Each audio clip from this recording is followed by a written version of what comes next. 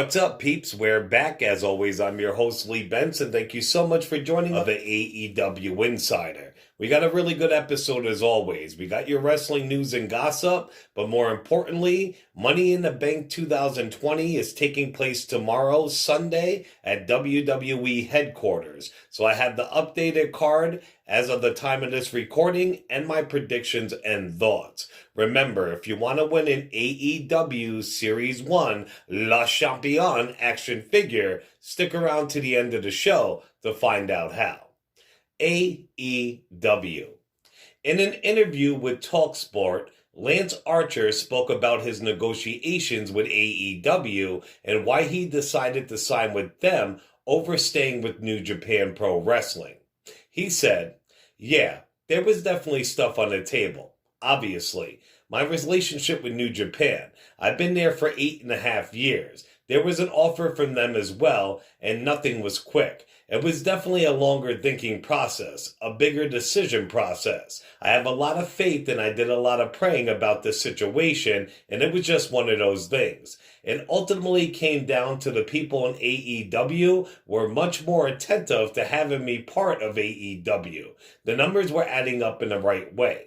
As I said, the prayers I was doing were leading towards AEW, and just everything was leading me there. The opportunity to be a part of something that's growing and help AEW become even greater than it already is, the challenge was just too enticing. Nothing was quick about the process. It took its time and I made some tough decisions, but ultimately, the right decision in my opinion.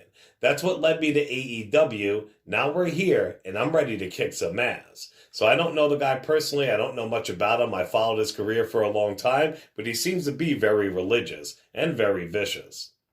Arn Anderson claims that moving main roster stars to NXT is kind of taking the NXT out of NXT. He said, "Do you think that some of the guys from the main roster have been bumped back down so that they have more star power on the show? That's the front office mindset. They're like, okay, we'll take some of these proven talent and bump them back down to make a more competitive brand with those people. But when they come back down, they bring that Raw or SmackDown mentality with them. They bring that style with them. So it's not NXT and NXT style matches. Now it's guys from Raw or SmackDown that are bringing their style of work back down with them. So the show's dynamic changes. They're seeing a lot of stuff that they're seeing on Monday or on Friday. Now it's on NXT, so it's not a pure NXT show anymore." On the WWE. As I said, tomorrow night is 2020 Money in the Bank for WWE. As of right now, at the time of this recording, this is the full card in my predictions. In the kickoff show, we do have R-Truth versus MVP. I like them both, but I mean, this match, who really cares, honestly? R-Truth, maybe it's another push for his 24/7 title, and MVP, even though he has been wrestling, I know he's a backstage producer, but I'm just going to go with MVP. Also on the kickoff show, we have Jeff Hardy versus Cesaro. My pick to win, Jeff Hardy. This is the start of his climb to be champion on what should be his final WWE run. They haven't been giving him all those promos for weeks and vignettes, what have you, just to scrub him. So he's going to kill Cesaro. Then on the main show, we do have the Raw Tag Team Championship. We have the Street Profits versus the Viking Raiders. I choose the Street Profits. If you ask me, it's about time for the Street Profits to pass those straps. And if Montez Ford cannot control those flips and jumps he's doing, he's going to end up on the injured list soon. I like the Viking Raiders before WWE, but they suck in WWE. And I don't want to have to watch them with those titles for months again. So I'm going with the Street Profits, but I think they will be losing them soon enough. We also have the Intercontinental Championship match, which is Sammy Zayne versus Drew Gulak.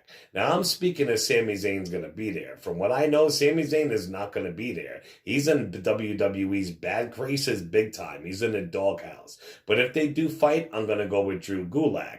One, because Zayn is on the outs major backstage with major heat, and I've been a huge Gulak fan since 205 Live. He deserves a proper push. So my pick is Drew. SmackDown Tag Team Championship match. We do have the Tag Team Champions, The New Day, versus the Forgotten Sons, versus The Miz and Morrison, versus Lucha House Party.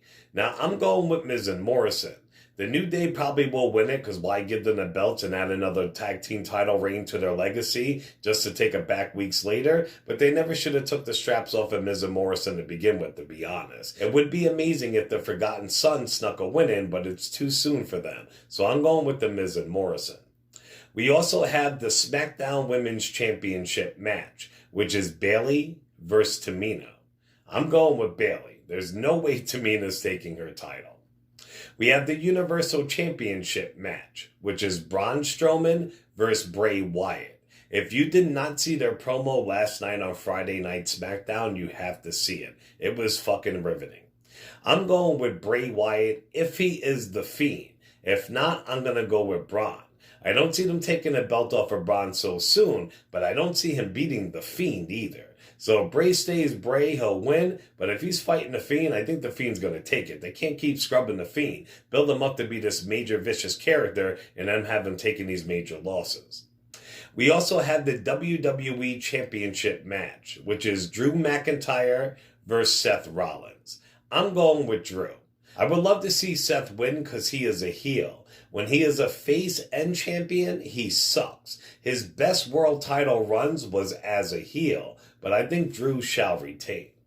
We also have the Women's Money in the Bank ladder match. It's Nia Jax versus Asuka versus Shayna Baszler versus Lacey Evans versus Carmella versus Dana Brooke. I'm going with a wild card. I'm going with Lacey Evans. They probably will have Baszler win it for screwing her over at Mania, but Baszler does not need to win to get a shot or to win the title. Lacey has been a workhorse, and she deserves to win that briefcase. By giving it to her, you can build on her for a couple months, 6 months, 8 months, or a year, get people behind her, and let her have her first WWE Women's Championship run. And finally, we do have the Men's Money in the Bank ladder match, which is AJ Styles versus Aleister Black versus Rey Mysterio versus Daniel Bryan versus Otis versus King Corbin. Again, I'm going with the dark horse. I'm going with Aleister Black. Nobody in this match needs that briefcase other than Aleister Black. I know this is going to be a waste of money in the bank. Back in the day, winning the Money in the Bank, the Royal Rumble, or King in the Ring meant you were in line to be world champion. Now they just hand it to people who do not need it at all to be in the title picture. It used to be a reward for putting work in and getting yourself over. Now it's just an unneeded handout. So I could see AJ Styles winning it or Daniel Bryan, what have you, but I'm going with Aleister Black. Now back to Sammy Zayne. Ringside News has learned that Sammy Zayne will not be returning to WWE television anytime soon. He still is the IC champion, so that could cause an issue. It has been said that Sammy Zayne's status as WWE IC champ is going to be addressed. As of right now, the final decision is in Vince McMahon's hands. It's pretty clear backstage that the current IC champion won't be around for a while. Rusev took to Instagram to announce his new video gaming channel on Twitch, and he even addressed his WWE release. He said, "This is the deal. I got fired, right? Professional wrestling. Blah, blah. Who cares? Exciting news is going on. We're going to start a Twitch channel pretty soon because I want to show you how good I am at video games. Why not start a channel where people could see me play video games all day? Because that's pretty much all I do." And I hear you, Rusev. I'm a big gamer, too. I'm playing The Walking Dead, Saints and Sinners for VR for the PS4. Holy fuck, is it amazing. Roman Reigns talked to TMZ about him not being on WWE TV and what he's been up to. He said, "I've just been talking to my doctors and stuff. I actually am fine, and my immune system is good. The drugs that I take in order to fight the leukemia, they don't attack your immune system.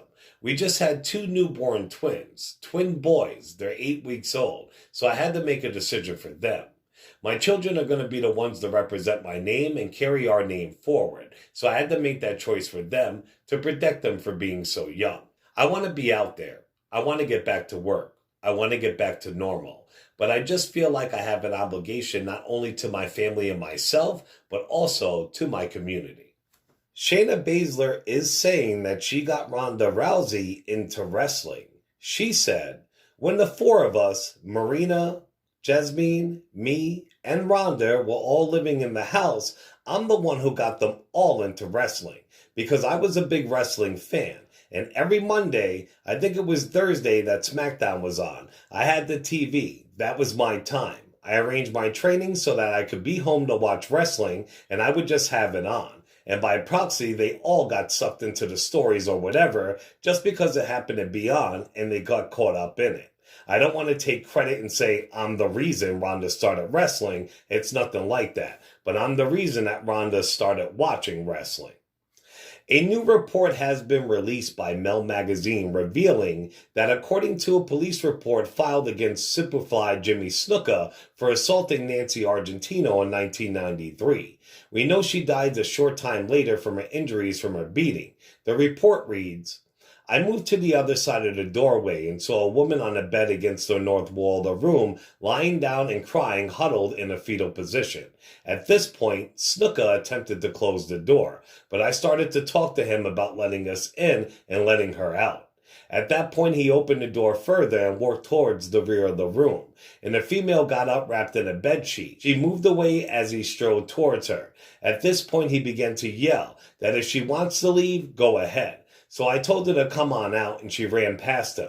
As she did, I moved in front of the doorway. The male ran towards me and struck me in the chest area with his left forearm and pushed me against the wall. Recovering from that, I observed the male that he grabbed the female by her hair, and he was dragging her face along the wall. I got one handcuff on his hand, the same hand that he was grabbing her by her hair with. After several seconds of struggling with him, he released the grasp of the female.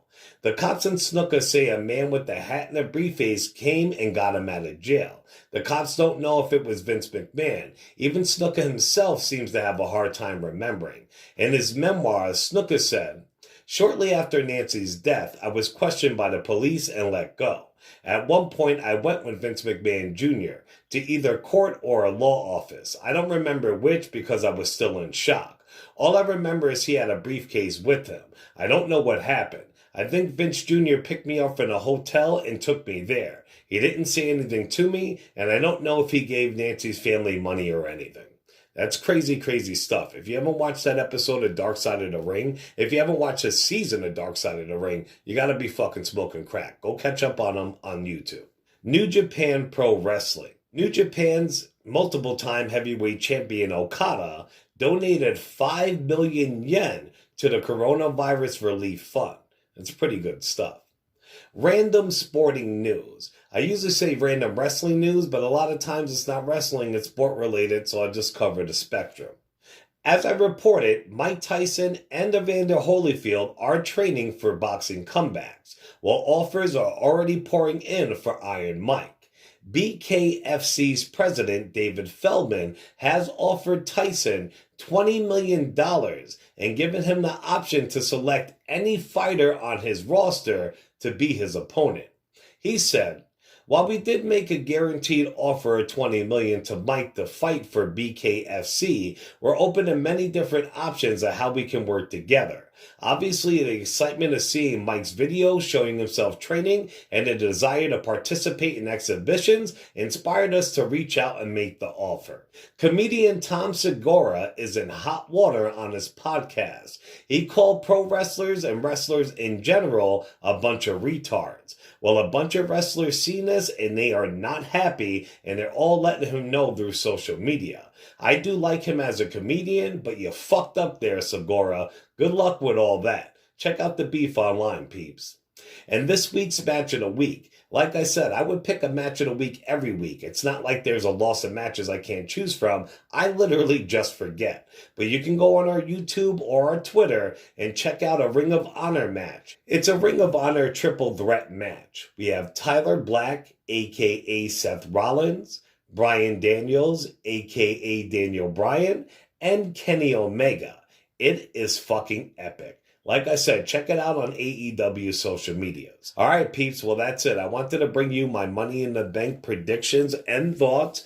Remember, if you want to win a Series 1 AEW Chris Jericho action figure, you have to be subscribed to our channel. So you subscribe, like, share, and comment. You can pick any video. Make sure you subscribe, like, share, and comment, and boom, you're in the running to win a La Champion Chris Jericho AEW figure. Also remember to check out Jabber Jabber Wrestling. They mainly like WWE, but they're a good group of guys over there and they put out some good content. And always check us out and show us some love on all major podcasting platforms. Also on Facebook and YouTube under the AEW Insider, and on Twitter under the AEW Insider 1, as in the number 1. We'll see you guys soon. Ciao.